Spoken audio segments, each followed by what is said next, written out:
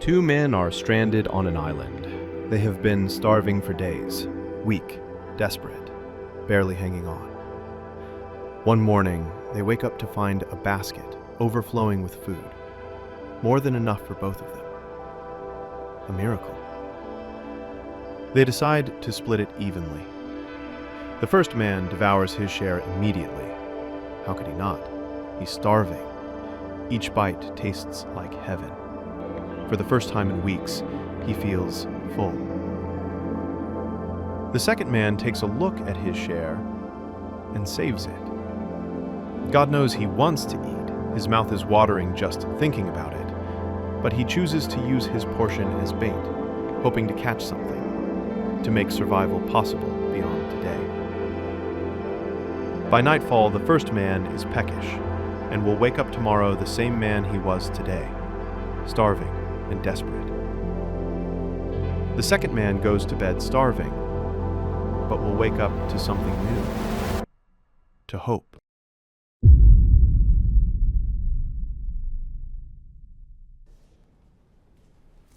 Advertising has us chasing cars and clothes, working jobs we hate so we can buy shit we don't need. Our great war is a spiritual war. Our Great Depression is our lives. You can think of want as the first layer of consciousness, the self that craves external input to justify its own existence. This self craves validation, success, material objects, things we don't necessarily need, but that we chase regardless. These things, for most people, become the foundation of value to their being. Your car, house, friends, all become a measure of your worth and value to others. What are you able to provide? Where do you sit in the social hierarchy? These projected expectations become the actualizer of your identity. We merge our self-worth with the things other people find important. Not that we don't want these things per se, but that we often require these things that hold no bearing on our character in order to verify its value. These expectations are often arbitrary and shift with time. What could validate your value today may not in 100 years. In a sense, you're only worth what others decide you're worth. You have nothing reliable to tether your own existence to. Only the shifting tide of what people perceive to be good and bad. Money, clothing, cars, jewelry. All things that your soul craves, but do not nourish it effectively. And worse, often in direct opposition of what can.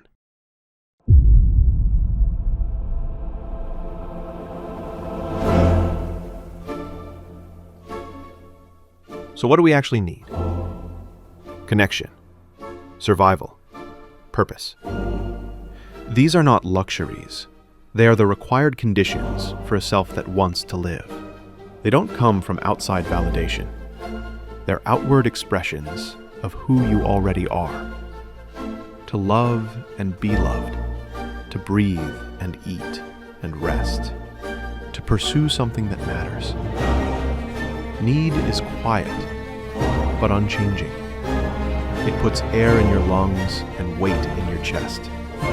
It gives you a reason to wake up tomorrow. These are the things that grow you.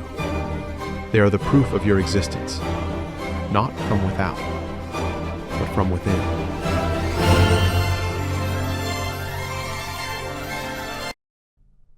But now we have to ask, how do we tell the difference between a fleeting imitation of connection, purpose, and security, and the real thing?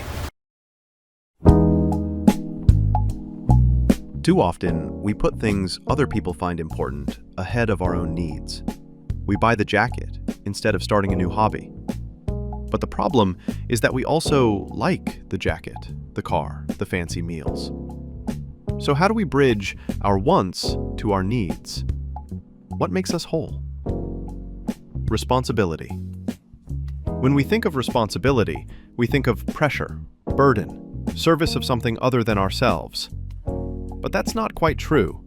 That's responsibility with no connection, survival, or purpose.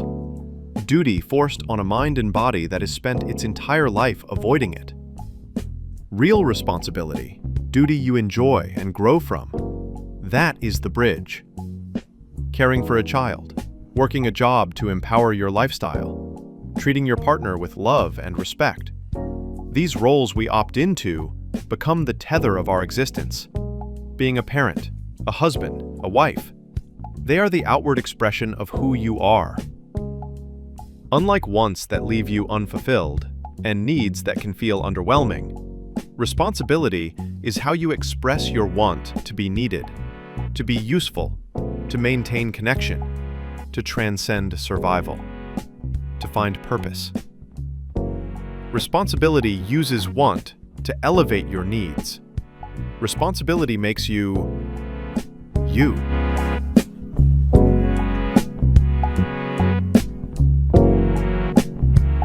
Thank you for watching. This is my first video and my first time writing, so I hope I did okay. Please subscribe and like the video if you enjoyed, and if you have any criticism or thoughts, please leave a comment so I can improve my content.